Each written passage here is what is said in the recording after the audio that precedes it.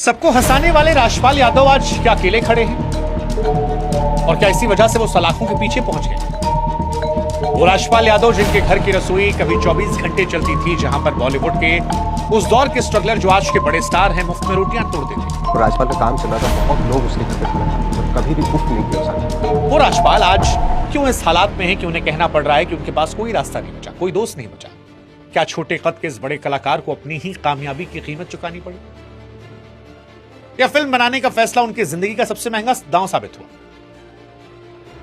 क्या वाकई हालात इतने बिगड़ गए थे कि करोड़ों कमाने वाले इस अभिनेता के पास कर्ज चुकाने के पैसे नहीं बचे? इतना कंगाल हो गया?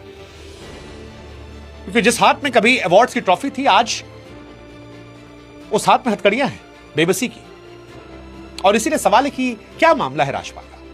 क्या यह मामला सिर्फ एक चेक बाउंस तक है, या फिर कर्ज, अदालत, गलत फैसलों की एक लंबी श्रृंखला का नतीजा है? और राजपाल जेल क्यों गए? पैसा नहीं चुका पाए इसलिए, या अदालत को वो सच नहीं बताया जो कानून जानना चाहता था? सरेंडर से ठीक पहले राजपाल यादव की आंखों में आंसू थे और बेबसी में कहा भी कि सर क्या करूं मैं, पैसा ही नहीं मेरे पास, कोई उपाय नहीं दिखता, हम अकेले हैं, यहां पे कोई दोस्त नहीं है, इस संकट से हमको अकेले निपटना है।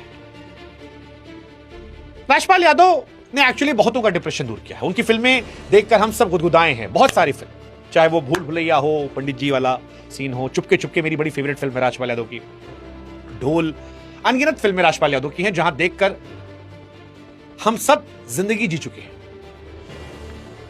लेकिन अब वो जेल में है, और जेल की शुरुआत किसी बड़े अपराध से नहीं बल्कि एक बड़े सपने से हुई। साल 2010 में तय किया कि वो सिर्फ एक्टिंग नहीं करेंगे बल्कि निर्देशक भी बनेंगे।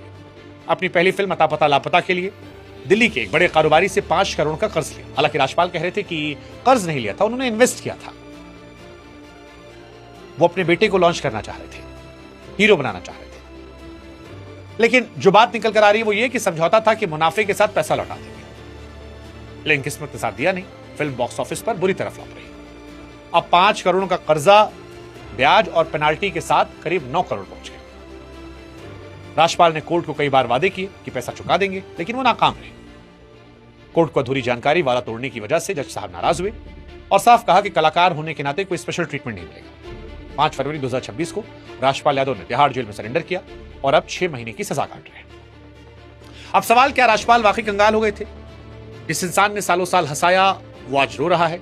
सरेंडर के वक्त जैसा कि हमने बताया, वो रुआसे होकर कहे कि क्या करूं सर, पैसा ही नहीं है, कोई उपाय नहीं दिखता, हम अकेले हैं, कोई दोस्त नहीं है। सच तो यह है कि बैंक ने अगस्त 2024 में शाहजहांपुर वाली उनकी करोड़ों की संपत्ति को पहले सील कर दिया था।